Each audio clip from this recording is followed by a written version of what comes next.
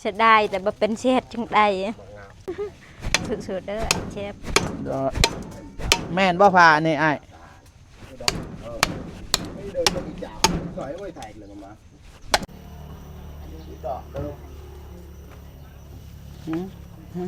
ตัดยุ่งอะไรยาเลยน้องเดิมยาเลยอินโด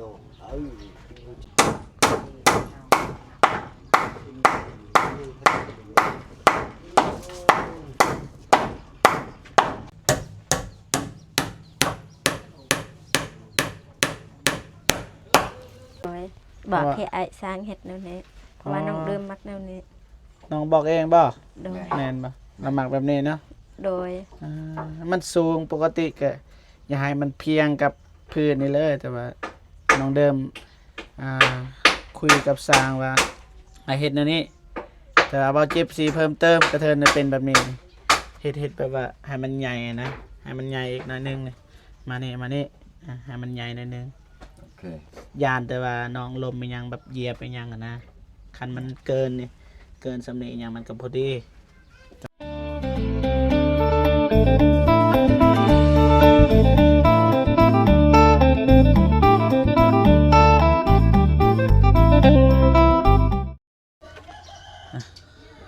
กับทักทายสบายดีและสวัสดีพ่อแม่พี่น้องเบิดสู่ครูสู่คนเนาะทั้งในลาวและก็ต่างประเทศเนาะกันยินดีต้อนรับเข้าสู่ซองเบาเจ็บคือเก่าพี่น้องเนาะวันนี้ก็มาดำเนินต่อภารกิจสร้างห้องน้ำให้น้องเดิมคือเก่าอย่างเนาะคืบหน้าเป็นอย่างไรเงินยังเหลือเท่าไรเบาเจ็บก็สิมาสรุปให้ละเอียดชัดเจนพี่น้องเนาะนำเบาเจ็บเหลือเท่านี้พี่น้องเนาะให้พ่อแม่พี่น้องติดตามให้กำลังใจไปนำกันมันนี่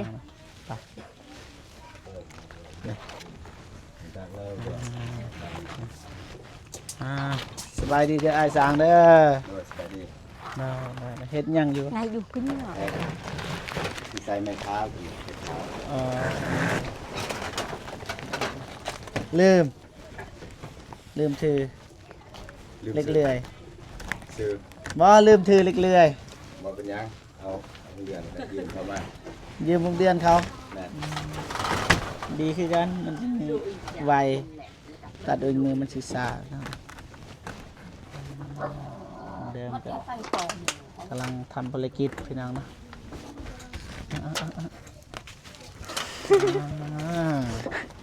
สบายดีเด้อโดยสบายดีเด้อไอ้เจ็บสบายดีเด้อพ่อแม่พี่น้องผู้ใหญ่ใจบุญทุกท่านสบายดีFC พังไทยพังลาวอยู่ต่างประเทศหรืออยู่ในบ้านก็สบายดีเบิดสุขุสุขคนเด้อสบายดีเฮ็ดยังอยู่กลัดแผลบัดอีหยังก็พับแผลบัดอีหยังกลัดพับแผลบัดอ้าวเฮ็ดทางนั้นเอานี่กองป่าก็ได้สบายดีเด้อป่าเด้อถักกองแน่เด้อทางนี้คาลูกเนาะน้องซินเลยปลาระอึยอาต่อเริ่มแล้วก็เจาะ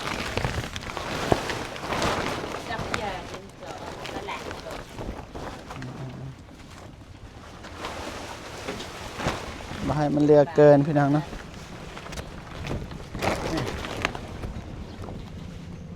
ให้มันเรือลายมาทางนิดน้อยนะอาจจะสิบ่งามจะเฮ็ดยังบ่ได้เลยพี่น้องเนาะก็อยากให้มันงามแต่ว่ามันก็ออกลายบ่ได้พี่น้องนะ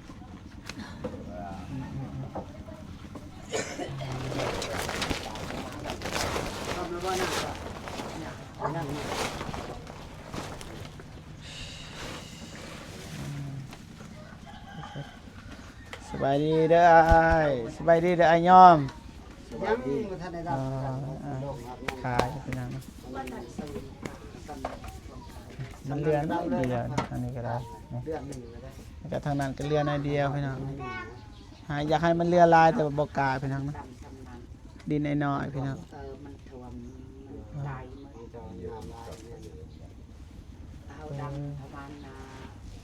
สันได้พี่น้องตอนนี้แบบนี้จำมาตีนเลย อันนี้บ่ คือกันและสำนันและลง สำนี้ก็ได้เพราะว่ามันขากกเงาะน้องเดิมตัดอยากให้ตัดนั่นแหละยันมันสักกะสีมันสิเพนะถึกใบนี่นะมันหล่นใส่มันก็สิผุพังสั่งน้องเดิมตัดซะยังได้แหละ เรื่อง ตัดทิพย์ไปแล้วจงให้ตัวสอง ตัดก็ตัดเบิดตัวนะตัวหน่อยยังก็ตัดเบิดเลยก็สิได้อยู่พี่น้องนะเฮ็ดจังได้ มันบ่มีปัญหา อืม ต้นตกตัว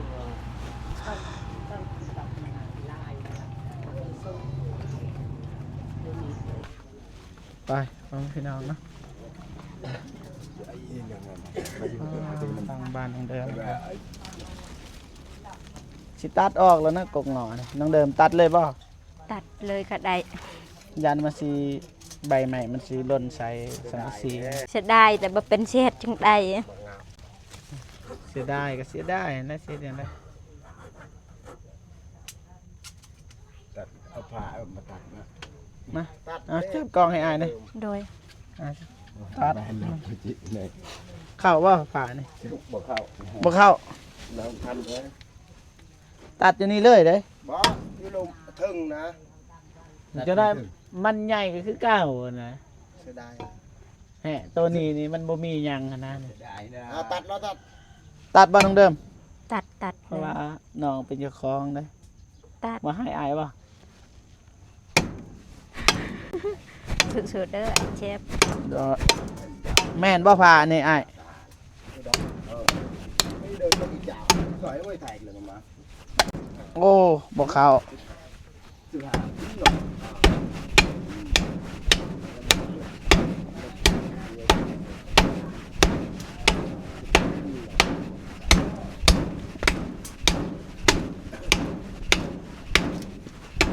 จานเก่าหน่อยจานเราเก่งกล้า กูก็กูกลัว บ่เข้านะผ่านี่นะ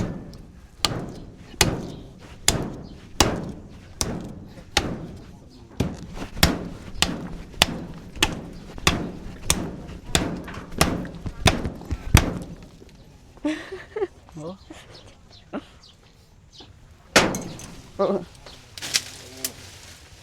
ไป เยอะเอามา มันสิอันนั้นใส่เขาเด้ เยอะเยอะหมด ลักขวเขา ได้แค่อันไหนใส่กระดาษเลยก็ใส่เลยกระดาษ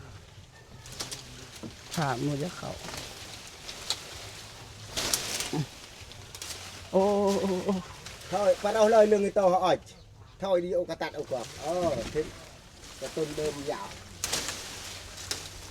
cho cái tôn nó dạo tụ tịch dạo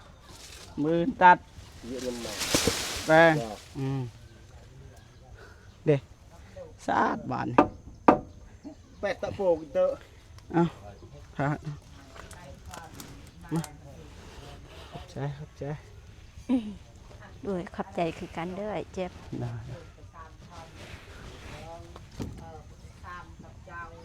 nó mà ăn tỏ quá mày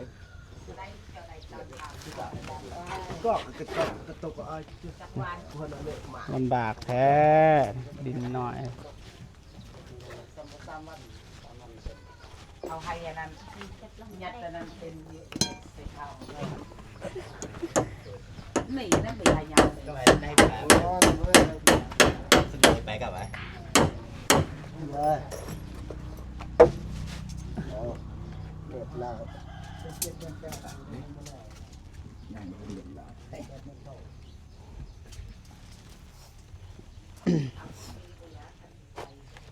เดี๋ยวเราจะออกไปซื้อสังกะสีกันเฮ็ดตัวนี้ก่อนแล้วนี่ก็ออกไปซื้อสังกะสี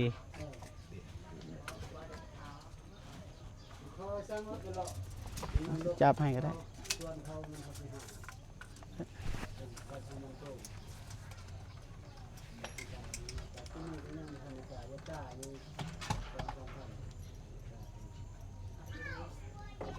đơm với sẹo sân này cô mà xị ngày phải đào các bà ngày nhờ các bàเป็นในยันจริง จ่าเป็นแหน เอา น มาเนี่ยนะมั้ง จ่าเป็นแหนน นั่นมันกระตาสิ ใหม่ไม่เห็น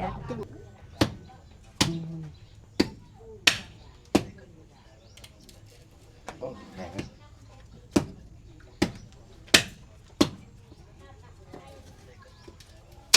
ตัว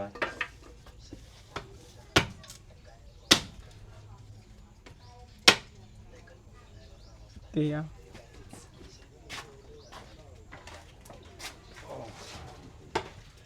ปลามันบ่เข้านะหันเครื่องอีกหันเครื่องอีก ไหนนะ นะ เอาแผ่ตามแผ่จับเลยตะปูตะกี้มันกัสตะปูเลยทำการไทยไทยเดินแล้วก็ กระไรจับก็ยังกระไร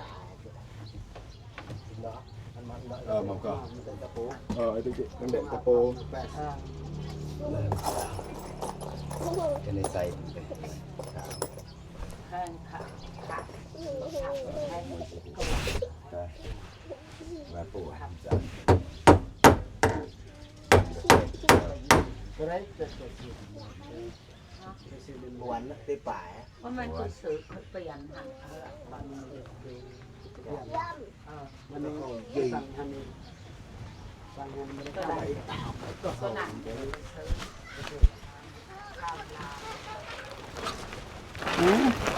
็นโตกเลย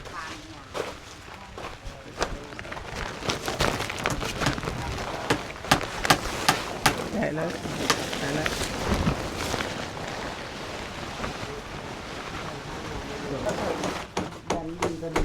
เฮ้ยทำปกหัว คนเข้าขนาดนั้น บัตรเขาเห็ดเขาเพิ่มลังสีนี่สีของหัว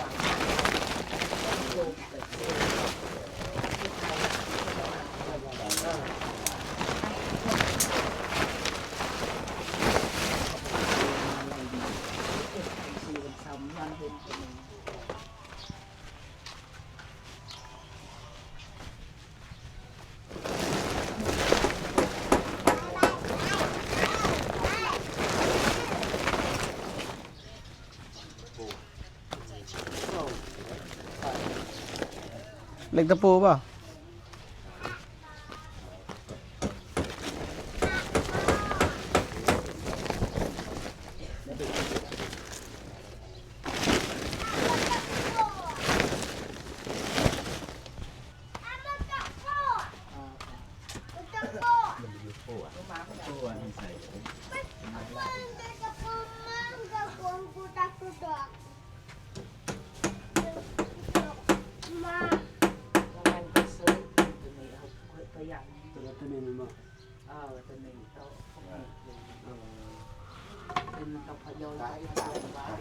ใส่เป็นฝางแล้วเป็นใส่เป็นเต็ม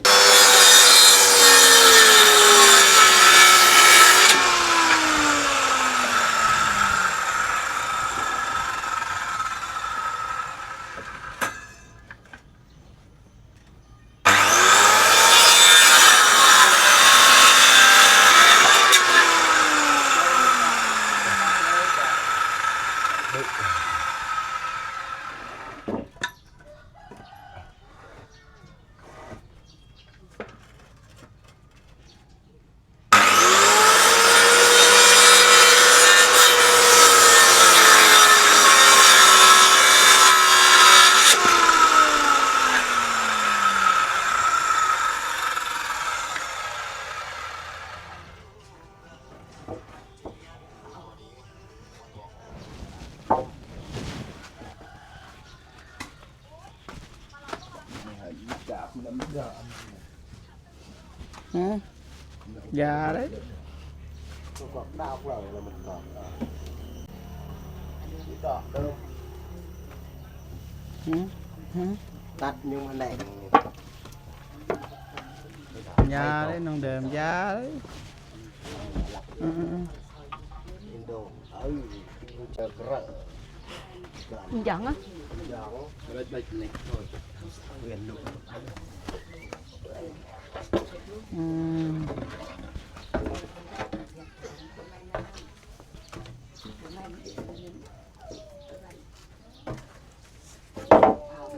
เอาเบิ่งนั่นนะ đây có xe con này hay đơ เอาบอกไม่อยู่เสียกสนไหน มา cho เด็กก็จะ ở đây đưa xe à vô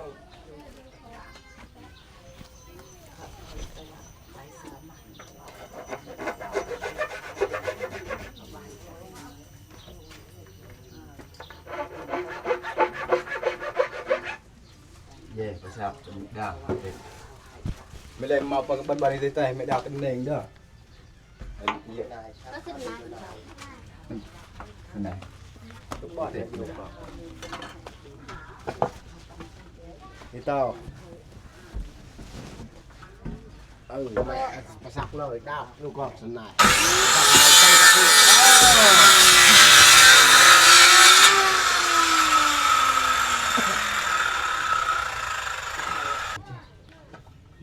trong đường mở lên anhเป็นโตคู่เดิม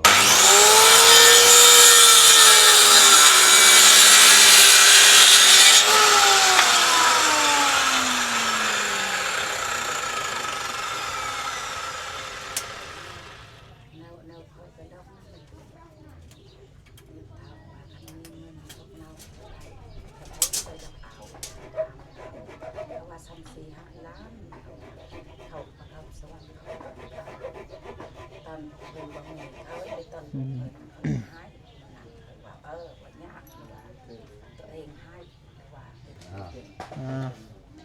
sặc lời cả อืม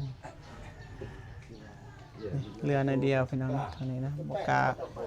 ออกลายพี่น้องนะย่านสิผิดเที่ยงกันอีกพี่น้องนะ ก็ในกินกันแต่หลังก็จำอีกเดียว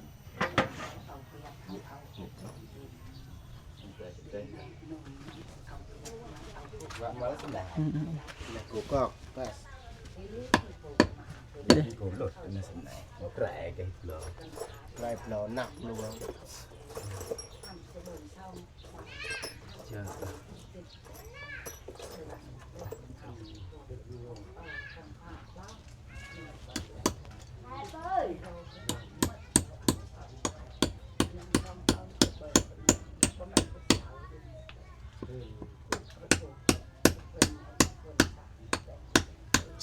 ทางนั้นเกียมต้นเลย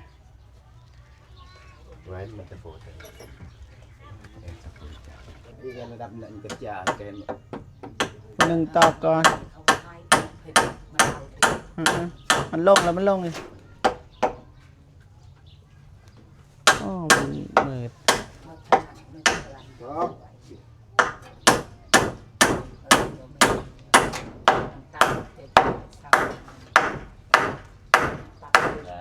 แล้วบ่แล้ว บ่ละอากกระแดก โอเคได้แล้ว แกเลยสามแก รอด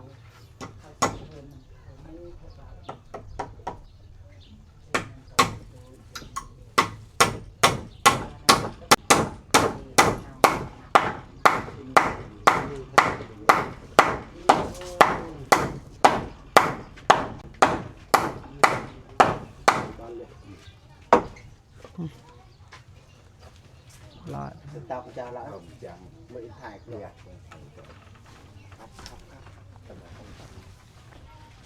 đông đảo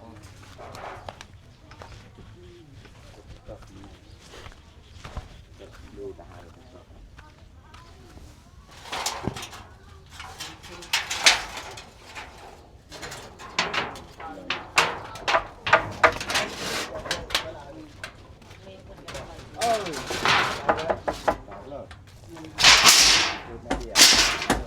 mày đây bây giờ lên đó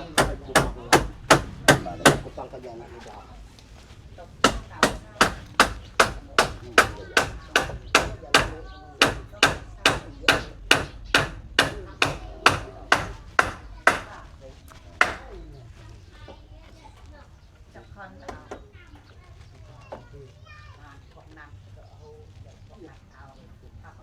มันก็เยอะ akan to sam dan nan to sam dan kenal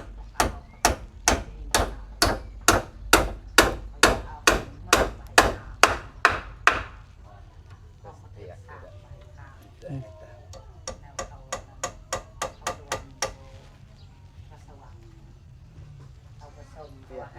าดูเพียกก็ phải sẽ này lần này phải dùng lời คือว่าบ่ดูมาแล้วยังดาว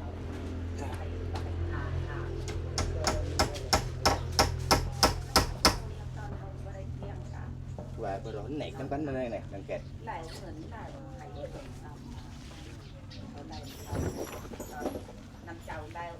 เหลื่อมตาพี่น้อง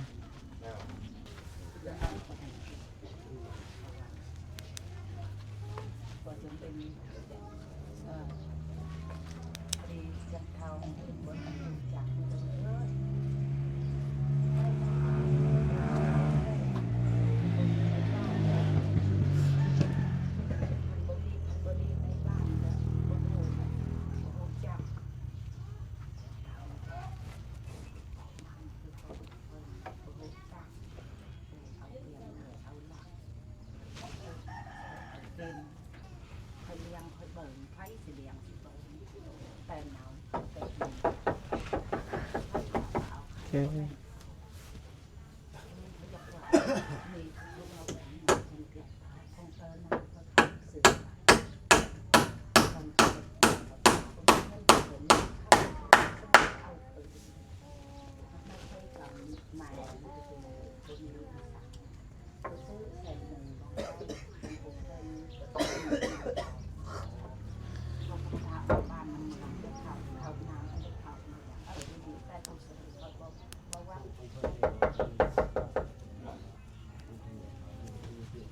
สับตอกเลย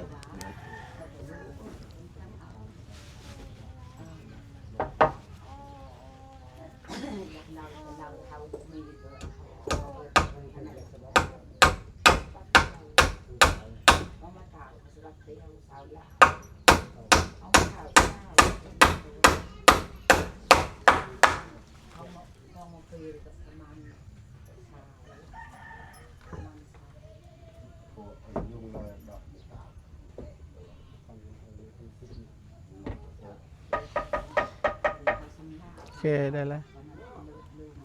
là tí kẹt nó sẽ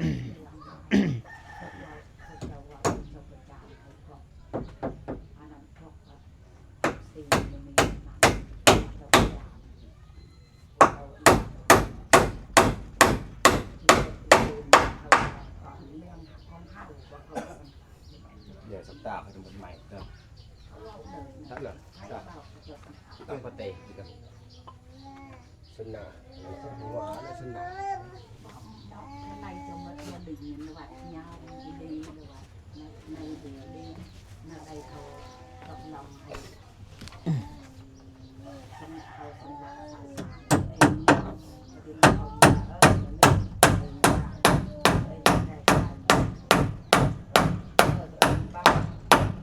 để mà nhiều hơn ngoài chỉ trả hơn sọ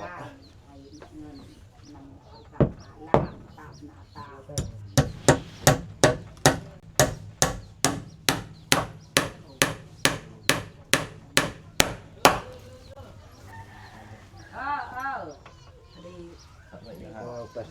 ยุงเลยตะปูมันแล้วยุง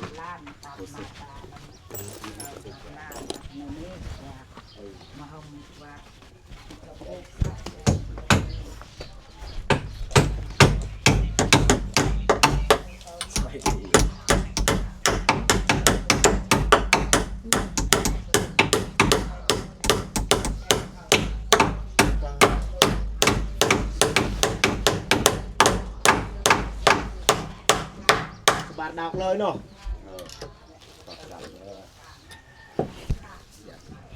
จองดอกเลยเปล่า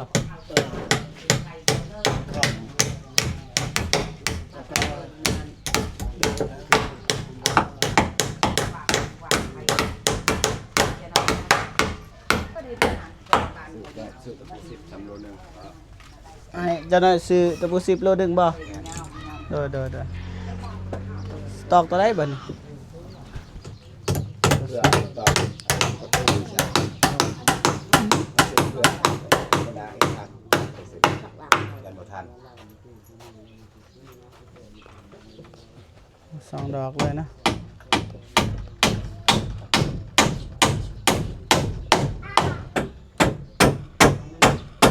แล้ว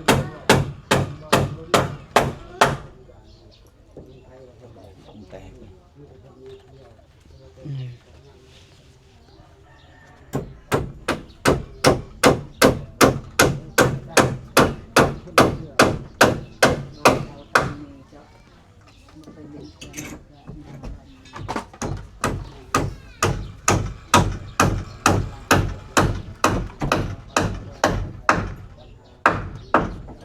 แม่มาเลยนี่ตีงสั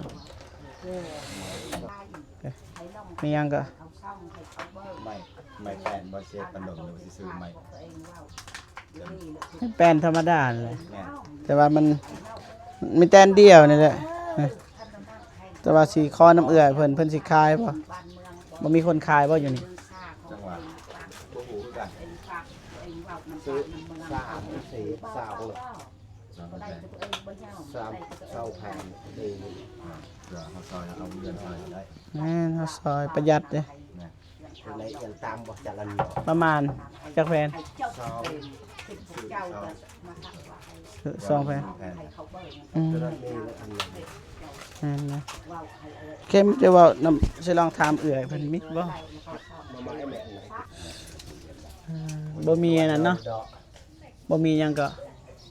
ไม่เช็ดปันดมไม่แป้ง ไม่แปลนบ่มีบ่บ่มีขายบ่เขตนี้ มี เราเอาจะลาย แผ่นเท่าไรก็ แฟน50 แต่งอันจุดง 5ให้แน่ซ้ำ2แผ่นได้บ่ แต่งกูบ่งอไปอ่านบ่เป็นแล้วอยู่เสิร์ฟ อ่า กูดอกหยาง ๆจัดไปเพราะว่าบ่มีใหม่อันนี้คือหยังนะ อ่าค่ะได้ไม่มาเรียบร้อยพี่น้องนะแต่สิเอาเงินให้อายก่อนให้อายเพิ่นเอาเงินไปให้เขาพี่น้องนะไม่คนในบ้านอะไรพี่น้องนะขอเขาก็ซื้อแล้วนะพี่น้องมันอาจจะแพงแน่เส้นหนึ่ง50บางทีก็บ่แพงมันจะว่าให้อายเมียนได้บ่จะหน่อยอายเอาให้เขาโดยเอาไว้เลยนะยันลืมพี่น้อง ใส่เปียกเลย ของเดิมกับบพอมันจะแผ่นเดียวขนาดนี้ไหนตัวนั้นเป็นน้นี่ที่ใดห้องน้ำนะนั่งคิดไอ้ที่ถามมีเรื่องข้องใจพี่น้องกับน้องเดิมเนี่ยชื่อว่าเรื่องห้องน้ำเนี่ยบอลนั่งอันนั้นแหละพี่น้องนะยังข้องใจ อยากได้สูง อยากได้ก็ยังว่ากันจะหน่อยเขาสิว่าเบาเจ็บกับสางพี่น้องเนาะพอเบาเจ็บกับมาเบาทันทางเหตุมันปกติแล้วขึ้นกับผู้หมักพี่น้องเนาะเพราะว่าน้องเดิมเป็นคนใส่องน้ำเบาเจ็บก็บริใส่พี่น้องทำแต่เหตุให้น้องเพิ่นน้องหมักแบบใดเขาก็เฮ็ดแบบนั้นพี่น้องนะไอ้สางเพิ่นก็คัดใจบ่ได้พี่น้องนะเฮ็ดก็บ่ว่ากันพี่น้องนะเริ่มตีเพียกพี่น้อง ใจละบ่รอจะแกะกันยังมึง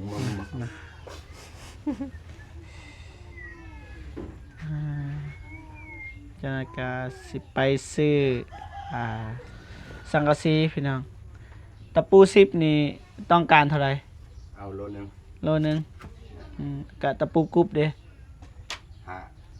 หา กับบ่ แม่น โดย เดี๋ยวได้ละ นี่ดอก เปิดอีตาหนึ่งเลย นี่ดอก thấy nick là ở nick này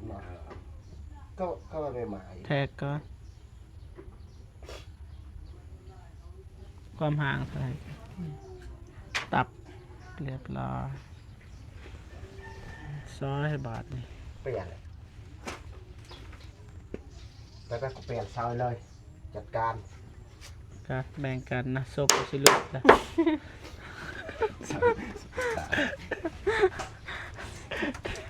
โซกสิลุกตลอดนะแต่ละมือก็ได้ไอ้น้องเดิม ก็ว่าจะปล่อยจริง ซื้อเองนั่นแหละนี่ลุดเลยแป้งนั่นหนึ่งก็ลุดเลยแป้งอีก được cái cao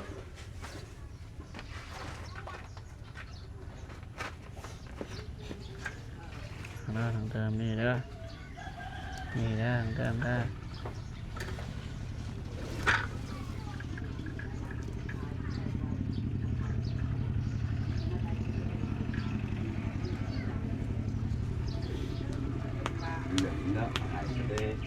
ตัดตะโกนตัดคน ว่าตอนนี้ทางนี้กันบ่ตอนนี้นี่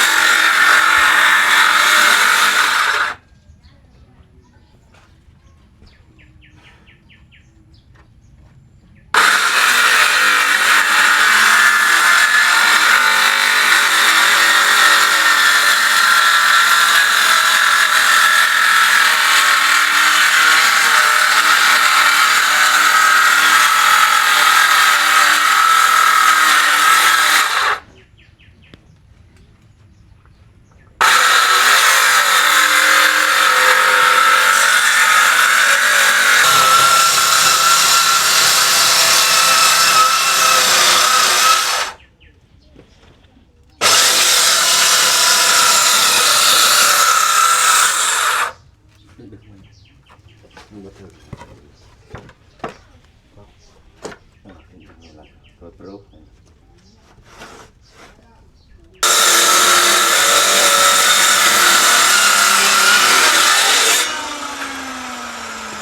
เดินจากติดมาให้ตรงนี้ต่อไป ไปเบิ่งอันนี้ก่อนพี่น้อง สนายเดิมไม่ดอก คลองใจหลายนี่ ไป จากห้องน้ำนี่มานี่น้องเดิม โดยบอก เพราะว่า ให้ไอ้สร้างเฮ็ดแนวนี้เพราะว่าน้องเริ่มมักแนวนี้ น้องบอกเองบ่ โดย แม่นบ่ละหมักแบบนี้เนาะ โดย มันสูงปกติก็อย่าให้มันเพียงกับพื้นนี่เลยแต่ว่าน้องเดิมคุยกับสร้างว่าให้เฮ็ดแนวนี้แต่ว่าบ่เจ็บสีเพิ่มเติมกระเทินให้เป็นแบบนี้เฮ็ดแบบว่าให้มันใหญ่นะให้มันใหญ่อีกหน่อยนึงมานี่ให้มันใหญ่หน่อยนึง โอเค ยานแต่ว่าน้องลมไปยังแบบเหยียบไปยังอะนะคันมันเกินนี่เกินสำเนียงยังมันก็พอดีแต่ว่าตอนนี้มันอยากน้อยนะมันแต่เพิ่มเติมเด้อ โดน เฮ็ดแบบนั้นแต่ว่านี่น้องเดิมมัก โดย ที่จริงในคันถามบ่เจ็บบ่งามบ่งามแบบ